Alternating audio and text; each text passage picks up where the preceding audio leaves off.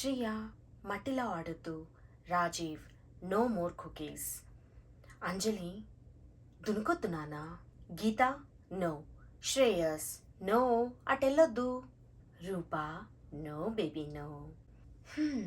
ప్రతి ఇంట్లో ప్రతి చైల్డ్ వినే మాట నో. పిల్లలకి ఇష్టమైన పనిని చేయకుండా ఆపే మాట నో. పిల్లల్ని మనం కంట్రోల్ చేయడానికి వాడే మాట నో. సో ఇదొక పవర్ఫుల్ వర్డ్. మరి ఆ పవర్ని రోజులో 100 సార్లు వాడితే దాని పవర్ తగ్గిపోదా? అందుకే ప్రస్తుతానికి దానికి రిజర్వ్డ్ వర్డ్ స్టేటస్ ఇద్దాం. అసలు ఇంతకీ తరచుగా నో చెప్తే ఏమైద్ది? మొదట్లో పిల్లలు మన మాట వింటున్నట్టే ఉంటుంది, అన్ని పనులు స్మూత్గా జరుగుతున్నట్టే ఉంటుంది. బట్ ఓవర్ ద పీరియడ్ వాళ్ళు మన మాట వినడం తగ్గించరా? ఎందుకంటే ఎవరికి ఇష్టం ఉంటుంది చెప్పండి ఊరికే నో వింటాం. అప్పుడు వాళ్ళ స్టైల్లో వాళ్ళు ఫ్రీడమ్ ఫైట్ చేస్తారు. కొందరు అలుగుతారు, కొందరు ఏడుస్తారు, ఇంకొంతమంది అప్సెట్ అవుతారు రకరకాలుగా. అమ్మాయి ఎప్పుడు ఇంతే, నాన్న అసలు ఏదైనా వద్దనే అంటాడు, ఐ హేట్ యూ. అబ్బా అసలు ఎంతో పేషెంట్గా ఉండే పేరెంట్స్కి కూడా కొంతమందికి ఇది ఒక పరీక్ష లాగా ఉంటుంది. ఏం చేయాలి మరి? ఎస్ చెప్పాలా? అమ్మో, అన్నిటికీ ఎస్ చెప్తూ పోతే గారబం చేసి చెడగొట్టినట్టే కదా. ఎస్ చెప్పలేం, నో చెప్పలేం, మరి ఏం చెప్పాలి? లక్కీగా నో అనకుండా పని కాస్త స్మూత్గా జరిగిపోయే కొన్ని ఆల్టర్నేటివ్స్ ఉన్నాయి. పేరెంట్స్ విషయాన్ని నిదానంగా, సున్నితంగా, స్మూత్గా చెప్పడమే ట్రిక్. లావణ్య ఒక మామ్, ఆమె వాళ్ళ బాబు హరి దగ్గర ఈ ఆల్టర్నేటివ్స్ని ఎట్లా వాడిందో ఎగ్జాంపుల్స్ లాగా చెప్తాం. మరి ఆ ఆల్టర్నేటివ్స్లో first one, gently redirect. Babies దగ్గర 100% వాడకూడనమాట నో. అసలు అవసరమే లేదు.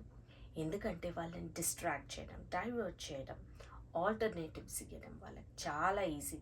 అందుకే లావణ్య వాళ్ళ బాబు చిన్నగా ఉన్నప్పుడు ఎప్పుడైనా రాంగ్ సైడ్ వెళ్తున్నప్పుడు వాడిని తీసుకొచ్చి కరెక్ట్ ప్లేస్లో పెట్టేది, నో అనకుండా. ఏదన్నా వాడి నోట్లో తినకూడదు పెట్టుకుంటే నో అనకుండా సున్నితంగా దాన్ని తీసేసి ఇంకేదన్నా ఇచ్చేది. అంత easy. Number 2, use positive language. చిన్నపిల్లల్ని ఉరుకొద్దు అంటే ఉరుకుతారు కదా, నోట్లో పెట్టుకోవద్దు అంటే వెంటనే నోట్లో పెట్టేసుకుంటారు కదా. బేబీస్ అండ్ టాడ్లర్స్తో ఈ ప్రాబ్లం ఉంటుందని లావణ్యకు తెలుసు. మరి లావణ్యకు తెలిసిన ఆ సీక్రెట్ మీకు కూడా తెలిస్తే మీ పిల్లలు మీ మాటనే వింటారు.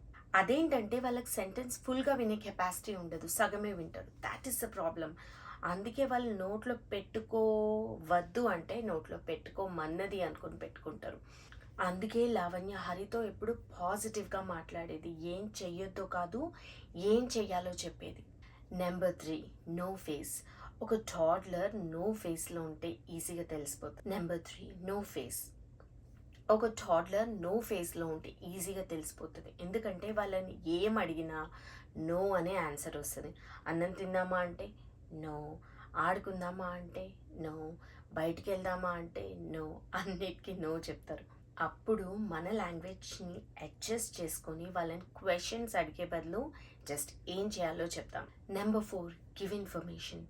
పిల్లలు ఎప్పుడైనా మనం ఒప్పుకోలేము అనుకున్నవి అడుగుతుంటే స్ట్రైట్ ఫార్వర్డ్ నో చెప్పకుండా వాళ్ళకి ఇన్ఫర్మేషన్ ఇవ్వచ్చు. ఫర్ ఎగ్జాంపుల్ లావణ్యని హరి ఒకసారి అడిగాను, అమ్మ ఫ్రెండ్ వాళ్ళ ఇంటికి వెళ్ళొచ్చా, ఆడుకోవచ్చా అని అడిగితే ఇంకా 10 minutesలో డిన్నర్ టైం అయింది అని చెప్పింది, అంతే. సో హరి ఆటోమేటిక్గా అర్థం చేసుకున్నాడు, మేబీ ఇప్పుడు డిన్నర్ టైం, ఆడుకోవడం కుదరదేమో అని సర్ది చెప్పుకున్నాడు. Number 5, describe the problem. పిల్లలకి మనం ఎందుకు నో చెప్తున్నామో, ప్రాబ్లం ఏంటో కూడా ఎక్స్ప్లెయిన్ చేసి మన మీద మనం భారం తగ్గించుకోవచ్చు. ఫర్ ఎగ్జాంపుల్, రోజు హరి డిన్నర్ అయిపోయాక స్వీట్స్ తింటాడు. ఒకరోజు బర్త్డే పార్టీకి వెళ్ళిండు, సో ఆబ్వియస్లీ కేక్స్, చాక్లెట్స్ వగేరా వగేరా తిని ఉంటాడు. అయినా సరే ఆ రోజు రాత్రి వాళ్ళ అమ్మని డిన్నర్ అయిపోగానే స్వీట్స్ పెట్టు అన్నాడు. కానీ వాళ్ళ అమ్మ ఖచ్చితంగా చెప్పేసింది, ఈరోజు నువ్వు పార్టీకి వెళ్ళినావు, స్వీట్స్ ఇవ్వడం కుదరదు, రేపు తిందాం అని చెప్పింది. That's all. Number 6, change no to yes. చాలా సిచ్యువేషన్స్లో మనం నోని ఎస్ లాగా మార్చుకోవచ్చు. ఫర్ ఎగ్జాంపుల్, పొద్దున్నే హరి ఒకరోజు అమ్మ ఐస్ క్రీమ్ తినబుద్ధి అవుతుంది అని అంటే లావణ్య సుప్రభాతం పాడకుండా లేకపోతే నో చెప్పకుండా లంచ్ అయిపోయాక అందరం కలిసి తిందామని చెప్పింది.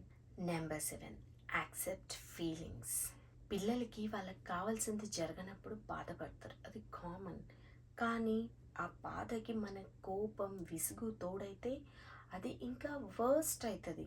అందుకే వాళ్ళ ఫీలింగ్స్ని అప్పుడు అర్థం చేసుకొని స్పందిస్తే పని కొంచెం స్మూత్గా జరిగే అవకాశం ఉంటుంది. Number 8, given fantasy. ఒక్కొక్కసారి పిల్లలు అడిగింది మనం వెంటనే ఇవ్వలేకపోవచ్చు, లేకపోతే ఖచ్చితంగా ఇవ్వడం కుదరకపోవచ్చు.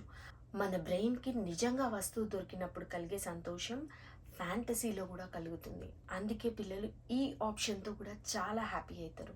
ఫర్ ఎగ్జాంపుల్, లావణ్యను ఒకసారి హరి అమ్మ నాకు కేక్ తినాలనుంది అంటాడు. ఫర్ ఎగ్జాంపుల్, హరికి ఒకసారి పళ్ళు పాడైపోయినాయి, డాక్టర్స్ ఖచ్చితంగా స్వీట్స్ తినొద్దు అన్నాడు.